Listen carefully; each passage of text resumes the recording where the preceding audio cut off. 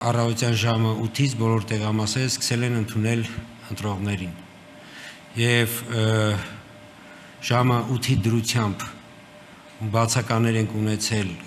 42005 տեղամասերից 48-ում ենք ունեցել բացականներ, այդ բացականներից ընդհանուր 50 բացակա է եղել,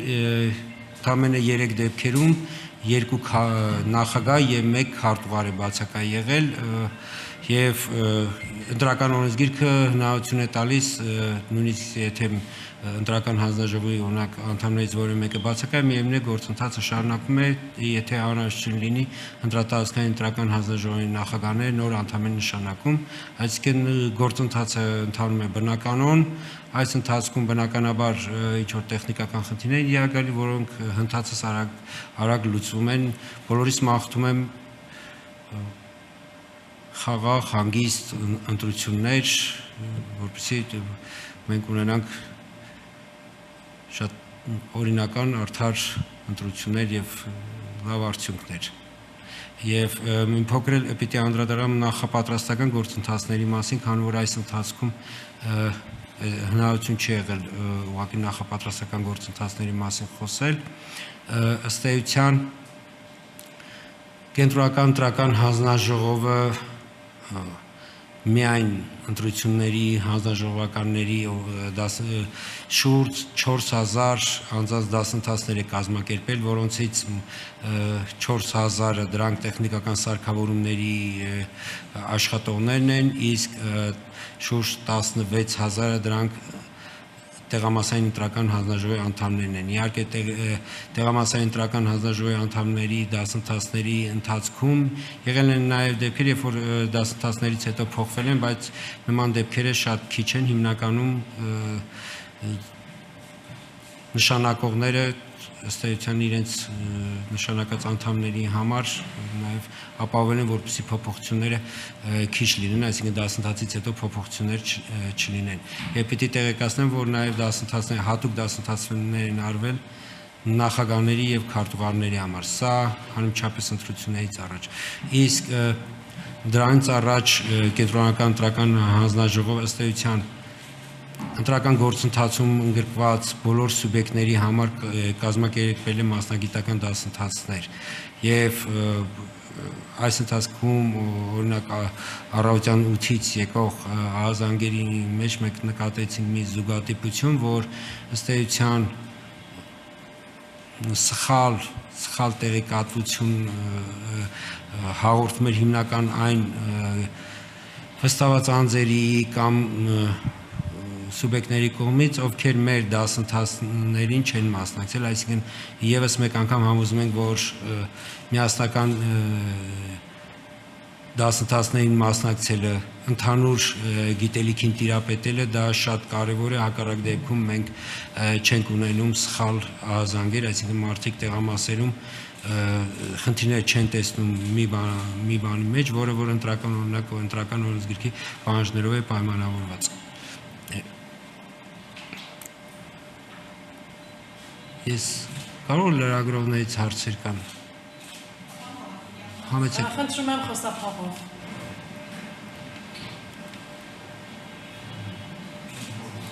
Խոսափող առաջի շարքին դրված է։ Այո։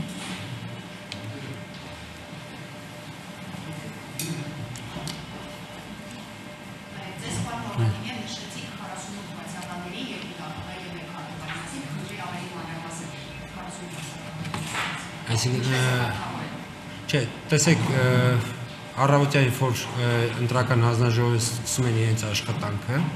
ժամը 7-ին, ինչպես գիտեք, ժամը 7-ին ընտրական հանձնաժողովը, տեղամասային ընտրական հանձնաժողովը սկսում են իրենց աշխատանքը։ Ընտրական օրենսգիրքը նախատեսում է դեպքեր, երբ որ օրինակ հանձնաժողովի որևէ անդամ չի ներկայանում տեղամաս։ Ընտրական օրենսգիրքը կարգավորում է, որ մինչև 7 անդամի դեպքում, եթե 8-ից օրինակ տվյալ դեպքում 8-ից 7-ը ներկա են, ըստ էության համալրման կարիք էլ կարող է չառաջանալ, այսինքն համապատասխան ընտրատարածքային ընտրական հանձնաժողովի նախագահ կարող է չհամալրել տեղամասային ընտրական հանձնաժողովի կազմը։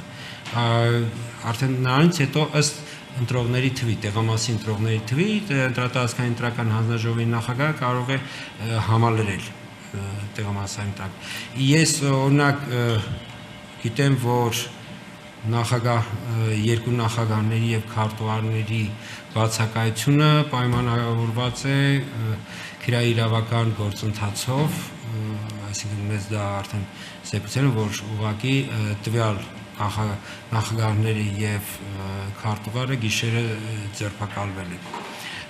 Այս գիշերվա ընթացքում դեպք ունենք, որ ծնողն է ծնողն է մահացել, ուզում ասեմ այսպես, այսինքն ինքը մարդկային խնդիրներ են, այստեղ չկա որևէ այլ կամ հիվանդացել է վատառող չէ։ Այսպիսի դեպքեր են, դա բայց բնական երևույթ է, դա միշտ կարգավորվում է։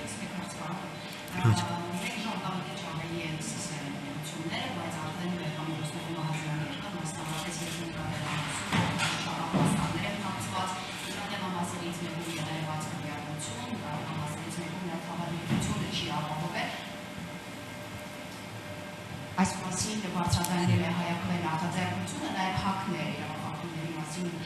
ահազանգել, արդյոք տեղյակ եք այս մասին եւ ինչ լուծումներ եք պատրաստում։ Մեր իրավաճակային կենտրոնը բոլոր ահազանգերով, բոլոր այդ թվում նաև մամուլում հրապարակվող խնդիրներով զբաղվում ենք, այսինքն անընդհատ այդ process-ը միշտ բոլոր ընտրությունների ժամանակ կենտրոնական ընտրական հանձնաժողովում քվեարկության օրը գործում է իրավիճակային կենտրոն, որը որ բոլոր ահազանգերի, բոլոր մամուլի հրապարակումների հետքերով մենք գնում ենք խնդիրները արագ կարգավորում ենք։ Այսինքն չի կարող լինել խնդիր, որը չլուծվի։ Կան օրինակ տեխնիկական խնդիրներ, մեզ արդեն մի քանի տեղամասից ահազանգեր ենք ստացել, որ ցուցակների հետ կապված, այսինքն սարքը, տեխնիկական սարքը տպագրում է կտրոնը, որի վրա ընտրողի հերթական համարն է եւ բայց տպագիր ցուցակում հերթական համարը այլ համար, այսինքն 1 կամ 2 նիշ տարբերում եմ։ Այս դեպքում բոլոր տեղերում, որտեղ որ եղել է նման, որտեղ ստացել ենք ուղղակի հանձնարարել, որ ընտրողը իր անվան դիմաց, այսինքն ցուցակում անվան դիմաց ստորագրի։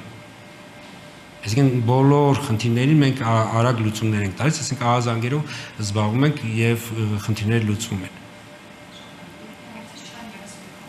Պարոն Հովակիմյան, նաև վերջին օրերին սուր թեմա է դարձել քվեաթերթիկները լուսանկարահանելու խնդիրը։ Ես խնդրեի, որպեսզի ներկայացնեք ինչ է սպասում այն քաղաքացիներին, եթե օրինակ փորձեն լուսանկարահանել կամ քվեաթերթիկը դուրս հանել ընտրատեղամասից։ Իրական քվեաթերթիկ լուսանկարահանելու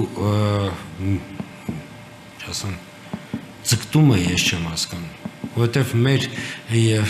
երևի նորից հիշեցնեմ մեր քաղաքացիներին, հիշեցնեմ մեր ընտրական կարգը, հարգելի քաղաքացիներ, դուք մտնում եք տեղամաս,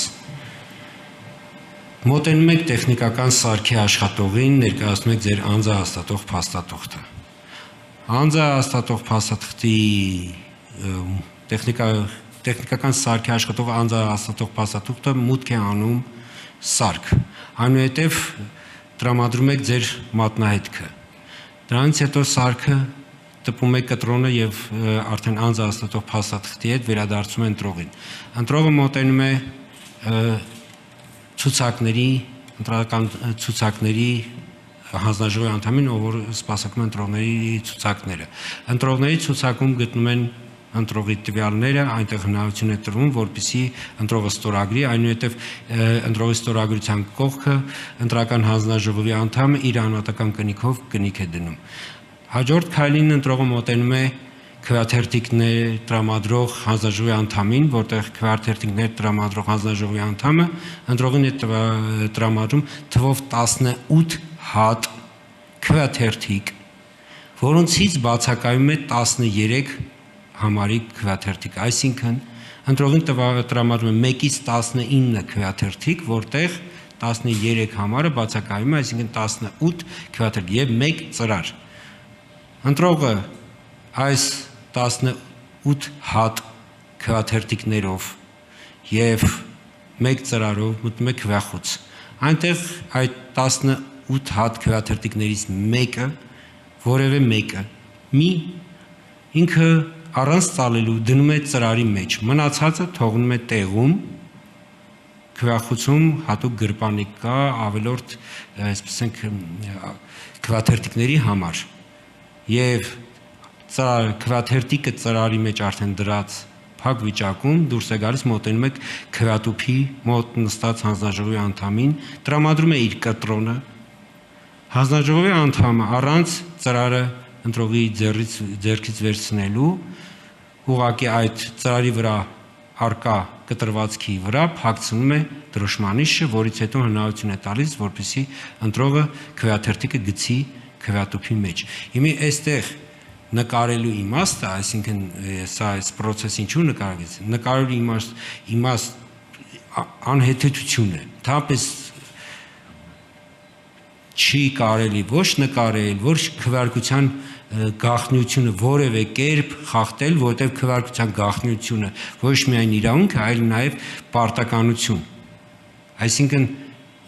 ես ու ամենակարևոր բանը, որ քվեարկության ընթացքում չի կարող օգտագործվել գրիչ, որևէ պարագայում։ Տեղամասային ընտրական հանձնաժողովի քվեախոցերում չկան գրիչներ, եւ գրիչ օգտագործելու կարիք չկա, առավել եւս եթե որևէ նշում լինի ծրարի կամ քվեաթերթիկի վրա, ապա այդ քվեարկությունը համարվելու է անվավեր, այսինքն չի կարող որևէ նշում լինել քվեարկության ծրարի կամ քվեաթերթիկի վրա։ Եվ